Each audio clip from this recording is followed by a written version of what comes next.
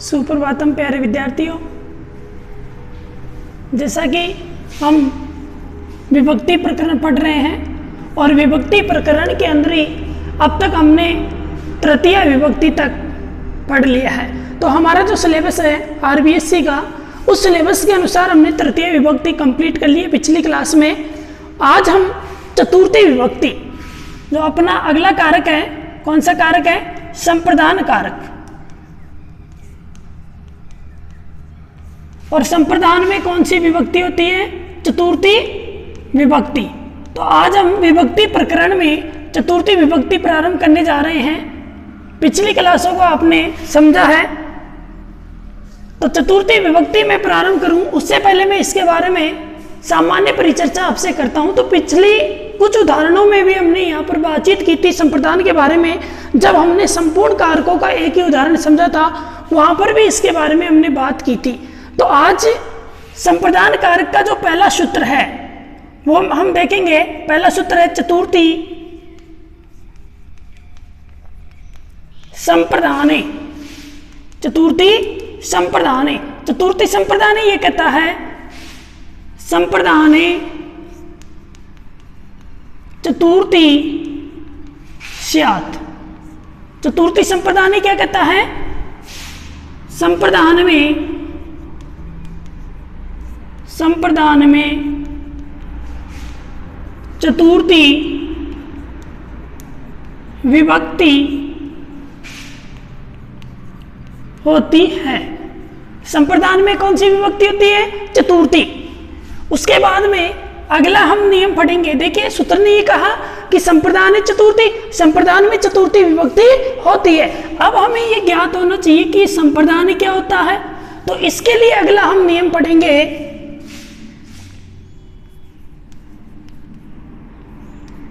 कर्मणा यम विप्रेति से संप्रदानम। कौन सा नियम पढ़ेंगे? कर्मणा यम विप्रेति से संप्रदान। पूर्व वाले सूत्र ने कहा कि संप्रदान में चतुर्थी विभक्ति होती है। अब हमें ये ज्ञात होना चाहिए कि संप्रदान क्या होता है, क्योंकि सूत्र ने केवल ये कहा है आपको संप्रदान में चतुर्थी करनी है। तो संप्रदान के लिए अगला नियम पढ़ेंगे हम कर्मणा यम विप्रेति से संप्रदानम। सूत्र देखो क्या कह रहा है कि दान आदि कर्म के द्वारा, दान आदि कर्म के द्वारा जिसको भी प्रसन्न किया जाए, दान आदि कर्म के द्वारा जिसको भी प्रसन्न किया जाए उसकी संप्रदान संज्ञा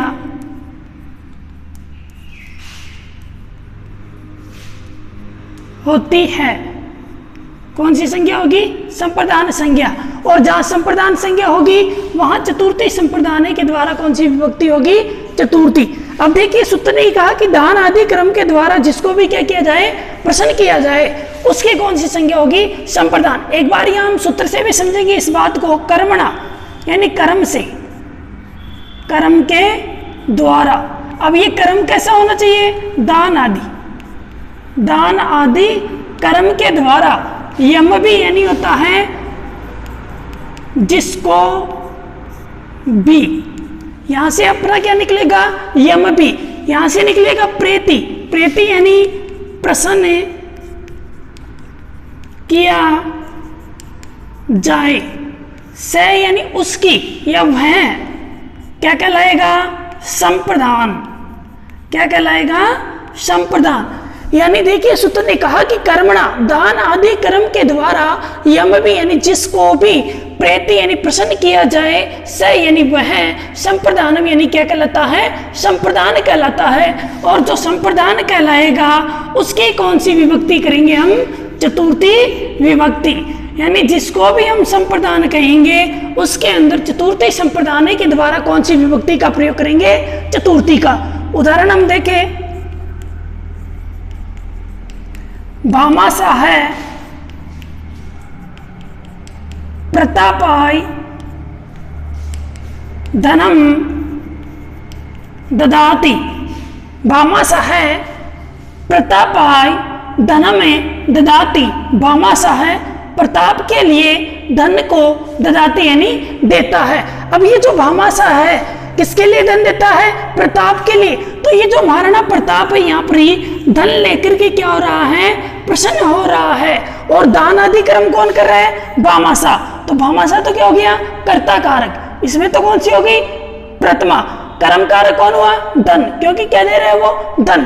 तो इसमें कौन सी हुई? द्वितीया। क्रिया से संबंध है इनका। उसके बाद में कहा कि भामाशाह के लिए देता है। तो भामाशाह जो है यहाँ पर ही दान आदि कर्म से क्या हो रहा है? प्रसन्न हो रहा है। और जैसे ये प्रसन्न हुआ दान आदि कर्म के द्वारा, प्रताप को भामाशाह के द्वारा क्या किया गया? प्रसन्न किया गया। तो प्रताप में कौन सी विभक्ति हुई? चतुर्थी भाव हो जाएगा। भामाशाह प्रताप के लिए धन को ददाति यानी देता है। दूसरा उदाहरण देखें, नरपह भिक्षुकाय धनम ददाति। नृपः जो राजा है वह भिक्षुकाय यानी भिक्षुक के लिए, जो भिखारी है उसके लिए धन को ददाति यानी देता है। तो यहाँ भिक्षुक भी धन लेकर के क्या हो रहा है? प्रसन्न हो रहा है। तो नियम ने यही कहा था कि दान आदि कर्म के द्वारा जिसको भी प्रसन्न किया जाए उसकी संप्रदान संज्ञा होती है। और जहां संप्रदान संज्ञा होगी वहां कौन सी विभक्ति करेंगे हम? चतुर्थी विभक्ति। अगला उदाहरण देखें,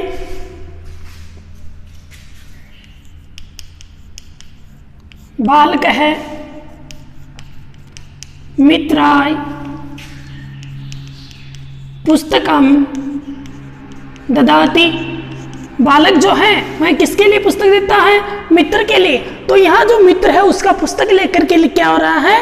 प्रसन्न हो रहा है। तो जैसे ही वो प्रसन्न हुआ उसमें कौन सी विभक्ति हुई? चतुर्थी। नृपः विप्राय गाम ददाति। राजा विप्राय यानी ब्राह्मण के लिए, गाम यानी गाय को, ददाति यानी देता है। तो यहाँ जो राजा था वह किसके लिए गाय दे रहा है? ब्राह्मण के लिए। तो ब्राह्मण में कौन सी विभक्ति हो रही है? यहाँ चतुर्थी। अब देखिए धातु के योग की बात करें तो सभी उदाहरणों में कौन सी धातु के योग में चतुर्थी हो रही है? धा धातु योगे। धा धातु योगे चतुर्थी विभक्ति। सह स्वमित्राय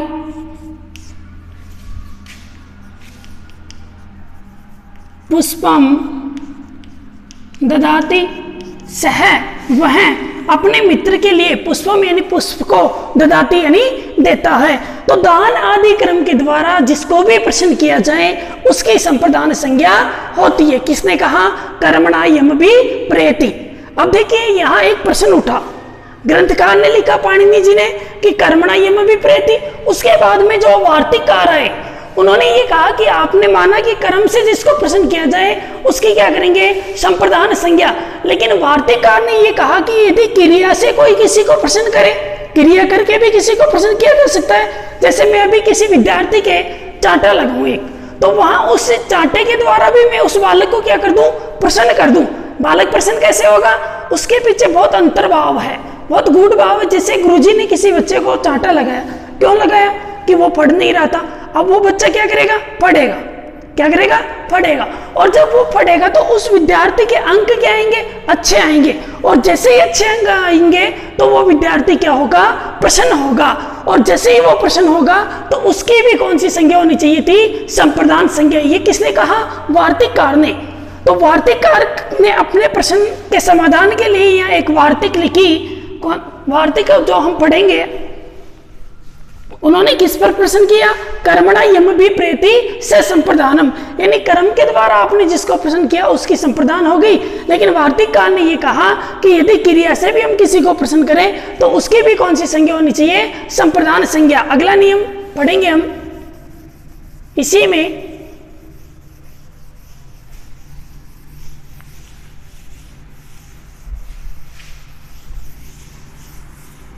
उदाहरण समझ में आए होंगे। लिखना है आपको, भाव भी इनका लिखते जाना है, क्योंकि अनुवाद प्रकरण में भी कारक से ही ऐसे के ऐसे वाक्य उठाए जाते हैं। पिछले 2-3 साल के प्रश्न पत्र की हम बात करें तो वहां अनुवाद प्रकरण में ऐसे के ऐसे कारक प्रकरण से वाक्य दिए गए थे। अगला अपना नियम है, तीसरा नियम, वार्तिक। वार्तिककार ने कहा कि क्रिया यम विप्रेति सो अपि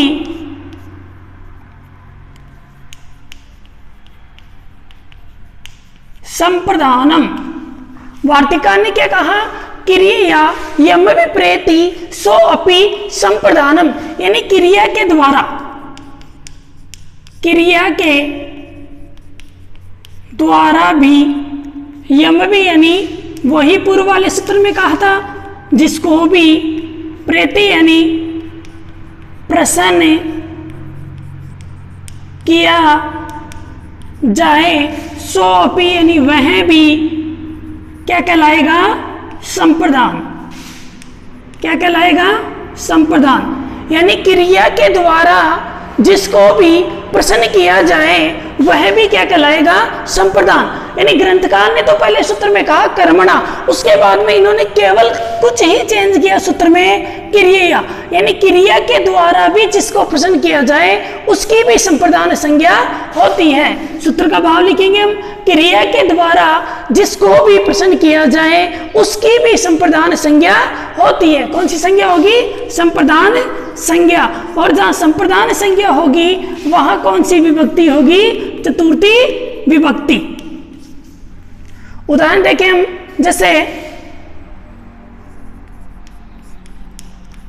माता बालकाय पयः पिबती, माता बालकाय पयः पिबती। अब देखिए इसका सीधा सीधा अर्थ तो होगा माता बालक के लिए पय यानी दूध को, पीबती यानी पीती है। जो माता है वो बालक के लिए क्या पीती है? दूध पीती है। अब देखिए आपको इसका भाव समझना है कि माता यहाँ कैसे क्रिया कर रही है, कैसे बालक को वो प्रसन्न कर रही है।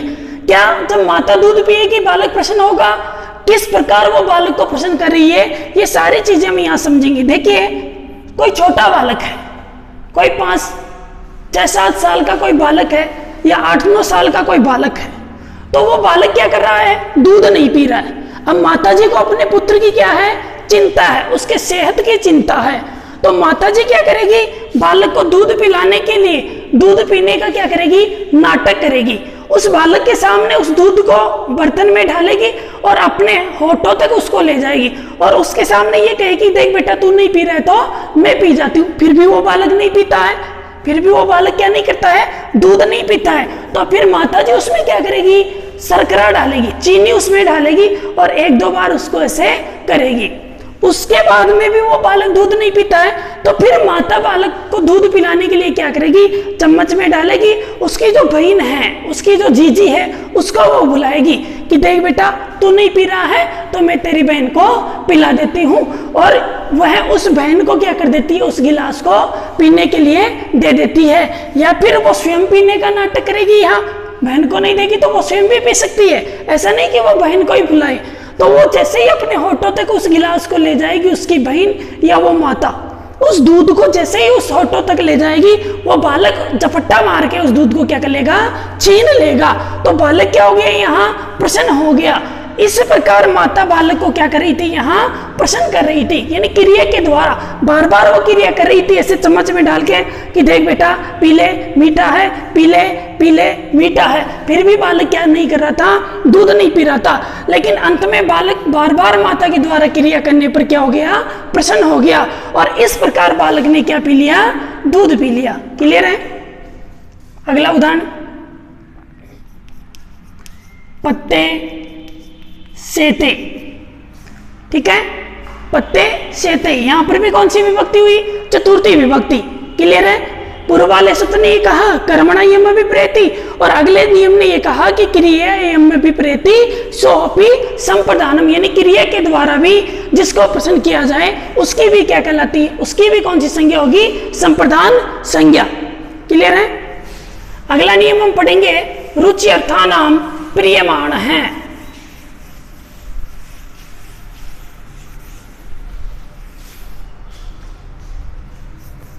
अगला चौथा नियम है अपना रुचि अर्थानाम प्रियमाण है। अब देखिए यहां से निकलेगा रुचि अर्थानाम, यानी रुचि अर्थ वाली धातुओं के प्रसंग में, कौन सी धातुओं के प्रसंग में, रुचि अर्थ वाली धातुओं के प्रसंग में प्रियमाण, यानी जो प्रियमाण होता है, जो प्रियमाण होता है, अर्थात प्रियमाण का मतलब होता है जिसको अच्छा लगता है, ये भी कह सकते हैं कि जो प्रियमाण होता है, और इसी का भाव हो जाएगा जिसको अच्छा लगता है, उसकी कौन सी संज्ञा होगी, उसकी संप्रदान संज्ञा हो जाती है। किसके योग में, रुचि धातु के योग में। जो रुचि अर्थ वाली धातुएं हैं उन धातुओं के योग में जो प्रियमाण होता है, जिसको अच्छा लगता है, जैसे मैं कहूं ऊंट को कांटे अच्छे लग रहे हैं, तो किसको कांटे अच्छे लग रहे हैं, ऊंट को। तो रुचि अर्थ वाली धातुओं के योग में जो प्रियमाण होता है या जिसको अच्छा लगता है, रुचि धातु का अर्थ होता है अच्छा लगना, अच्छा लगना। और रुचि अर्थ वाली एक धातु और है, रुचि अर्थ में दो धातु हम पढ़ेंगे, एक धातु तो है रुचि धातु और एक धातु है स्वस्थ धातु। दोनों धातुओं का प्रयोग अच्छे लगने अर्थ में किया जाता है। तो रुचि अर्थ वाली धातुओं के प्रयोग में जो प्रियमाण होता है, अर्थात जिसको अच्छा लगता है, उसकी संप्रदान संज्ञा होती है। क्लियर है। उदाहरण देखें,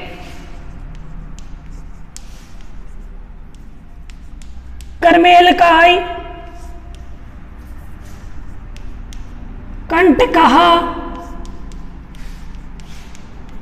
रोचन्ते, कर्मेलकाय कंटकः रोचन्ते, ऊंट को कंटका यानी काटे, रोचन्ते यानी अच्छे लगते हैं। तो यहाँ कौन सी धातु का प्रयोग हुआ, रुच धातु का। और जैसे ही यहाँ हमें रुच धातु दिखाई दी, कौन सी धातु, रुच धातु। तो रुच धातु योगे कौन सी विभक्ति हुई बेटा, चतुर्थी विभक्ति। रुच धातु के योग में कौन सी विभक्ति हुई, चतुर्थी विभक्ति। दूसरा उदाहरण कहूं मैं, बालकाय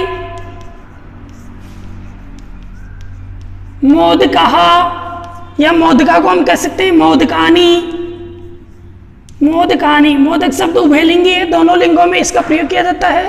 सॉरी, उभयलिंगी नहीं, पुल्लिंग भी है और नपुंसकलिंग भी है। मोदकानी रोचन्ते, बालक के लिए क्या अच्छे लगते हैं, लड्डू। किसको अच्छे लगते हैं, बालक को। तो हमने यही कहा था कि जो प्रियमाण होता है या जिसको अच्छा लगता है, उसके अंदर ही रुच धातु के योग में कौन सी विभक्ति होगी, चतुर्थी। ठीक है।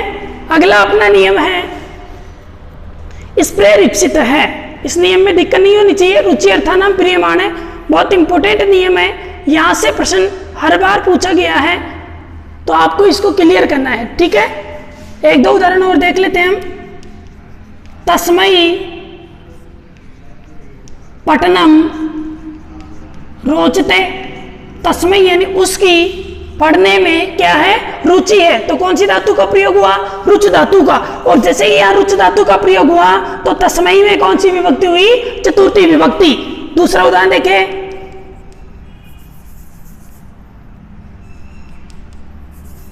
रामाय फलम स्वदते, रामाय फलम स्वदते, राम के लिए फल अच्छे लगते हैं या राम को फल अच्छे लगते हैं। लेकिन यहाँ कौन सी धातु हुई? स्वद धातु। और जैसे ही स्वद धातु दिखाई दी तो स्वद धातु के योग में कौन सी विभक्ति हो गई? यहाँ चतुर्थी। रुचि अर्थानाम प्रियमाणे ये कहता है कि रुचि अर्थ वाली जो दो धातुएं हैं, कौन कौन सी? रुचि धातु और स्वद धातु। इन दोनों धातुओं का अर्थ कौन से प्रयोग में होगा? अच्छे लगने अर्थ में इनका प्रयोग होगा। जहां पर इन धातुओं की बात की जाए वहां कौन सी विभक्ति होगी? चतुर्थी। कौन से कारक की? जिस कारक को अच्छा लगता है उसकी चतुर्थी विभक्ति होती है। जैसे भक्ताय रामायणम रोचते, भक्ताय रामायणम रोचते, भक्त को क्या अच्छी लगती है? रामायण। तो यहाँ कौन सी धातु है? रुच धातु। और जैसे ही रुच धातु का यहाँ प्रयोग हुआ, रुच धातु योगे का विभक्ति चतुर्थी विभक्ति। रुच धातु के योग में कौन सी विभक्ति हुई? चतुर्थी। क्लियर है? एक बार इसको पुनः समझेंगे। रुचि अर्थानाम प्रियमाणे ये कहता है कि रुचि अर्थ वाली धातुओं के योग में जो प्रियमान होता है या जिसको अच्छा लगता है उसके अंदर कौन सी विभक्ति होगी? चतुर्थी। जैसे कर्मेल काय कंठ का रोचनते, ऊंट के लिए कांटे अच्छे लगते हैं या ऊंट को कांटे अच्छे लगते हैं। कौन सी धातु का योग था यहाँ? रुच धातु का। तो रुच धातु के योग में कौन सी हुई? चतुर्थी। बालकाय मोदका रोचनते, मोदका। अब देखो यहाँ आपको कंफ्यूजन नहीं होना है, मोदका पुल्लिंग भी है और नपुंसकलिंग भी है, तो रोचनते।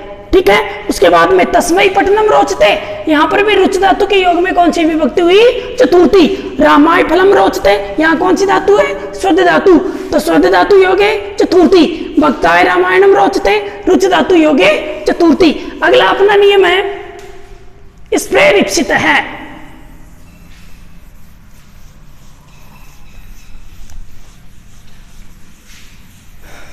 उम्मीद आप सारे विद्यार्थी इन क्लासों का अच्छे से अध्ययन कर रहे हैं। और ये जो कोविड-19 वैश्विक महामारी है, इस वैश्विक महामारी के कारण जो संपूर्ण विश्व के ऊपर जो संकट आया हुआ है, उस संकट के अंदर भी आप अपनी क्लासों का अच्छे से अध्ययन कर रहे होंगे। अध्ययन करते रहें, हम भी आपके लिए निरंतर प्रयासरत हैं। अगला अपना नियम है स्प्रे रिप्सित है। देखिए स्प्रे रिप्सित से यहां से निकलेगी अपनी स्प्रिय धातु। कौन सी धातु? स्प्रिय। स्प्रिय धातु और यहां से निकलेगा इप्सित है। अब देखिए स्प्रिय यानी होता है इच्छा करना। स्प्रे यानी क्या होगा? इच्छा करना। और इप्सित है जो हमने पूर्व में भी पढ़ा है, कर्तुर इप्सितमम कर्म। इप्सित यानी चाहा गया। अब इसका अर्थ हो जाएगा कि स्प्रे धातु के योग में जिसको भी चाहा गया होगा या जिसकी भी इच्छा की गई होगी उसकी भी कौन सी संज्ञा होगी? संप्रदान संज्ञा। कौन सी संज्ञा होगी? संप्रदान संज्ञा। और वहां कौन सी विभक्ति हो जाएगी? कौन? चतुर्थी। किसके योग में? स्प्रे धातु के योग में। यानी स्प्रे धातु का प्रयोग जहां पर किया जाए वहां पर इप्सित कारक की संप्रदान संज्ञा होती है। उदाहरणों की हम बात करें तो बालक है धनाय स्प्रिय है यति। बालक है धनाय स्प्रिय यति। तो यहां कौन सी धातु है? स्प्रिय धातु। तो स्प्रिय धातु योगे चतुर्थी विभक्ति। स्प्रे धातु के योग में कौन सी विभक्ति हुई? चतुर्थी। बालक किसकी इच्छा करता है? धन की। तो स्प्रे धातु का जहां प्रयोग होगा तो जो इच्छित कारक होगा, जो इच्छित कारक होगा, उसी इच्छित कारक की कौन सी संज्ञा होगी? संप्रदान संज्ञा। और जहां संप्रदान संज्ञा होगी वहां कौन सी विभक्ति होगी? चतुर्थी। अगला उदाहरण देखें। बालिका पुष्पाय स्प्रिय है यति। बालिका पुष्प की क्या करती है? इच्छा करती है। कौन सी धातु है? स्प्रे धातु। बहुत इंपॉर्टेंट नियम है। और स्प्रे धातु के योग में यहां कौन सी विभक्ति हुई? चतुर्थी विभक्ति। क्लियर है? स्प्रे रिप्सित ये कहता है कि जो इच्छित कारक है, कर्ता के द्वारा जो इच्छित कारक है, उस इच्छित कारक के अंदर स्प्रे धातु के योग में कौन सी विभक्ति होगी? चतुर्थी। स्प्रे धातु का अर्थ होता है इच्छा करना। जैसे उदाहरण के माध्यम से हमने समझा बालक है धनाय स्पृहयति, बालक धन की इच्छा करता है। बालिका किसकी इच्छा करती है? पुष्प की। ठीक है, अगला अपना नियम है जो हम अगली क्लास में पढ़ेंगे, नमः स्वस्ति स्वाहा स्वदा अलम वसट योगाच। यहाँ से हम अगली क्लास प्रारंभ करेंगे।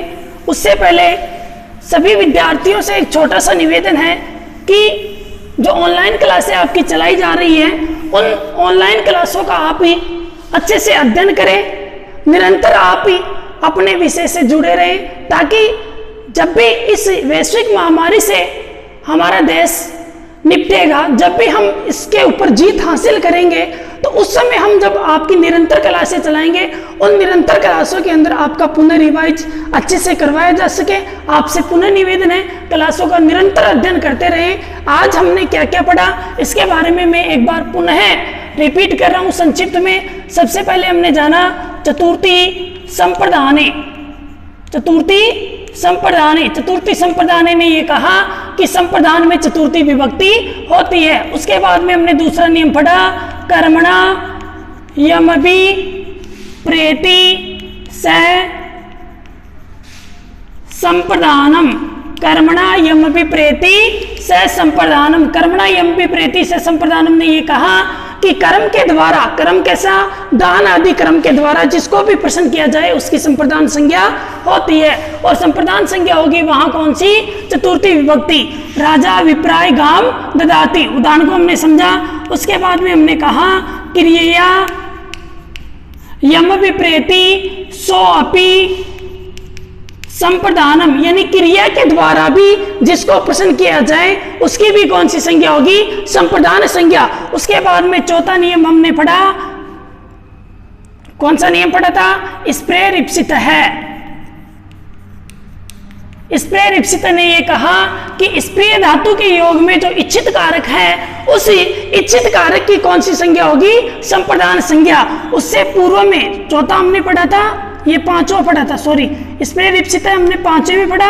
और चौथा नियम हमने पढ़ा रुच्यर्थानाम प्रिय मान है। रुच्यर्थानाम प्रिय मान ने ये कहा था कि रुचि अर्थ वाली, कौन सी अर्थ वाली? रुचि अर्थ वाली धातुओं के प्रसंग में जिसको भी प्रियमान होता है या जिसको भी अच्छा लगता है उसकी संप्रदान संज्ञा होती है। और जिसकी संप्रदान संज्ञा होगी उसकी चतुर्थी विभक्ति होगी। धन्यवाद प्यारे विद्यार्थियों, आपने सुना, पढ़ा।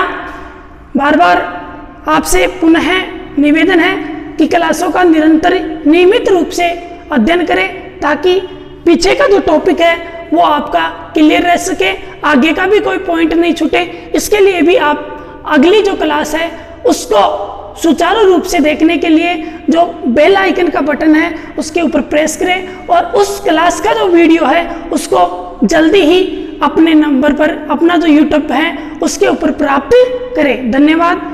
जय तो संस्कृतम, जय तो भारतम, जय हिंद, जय भारत।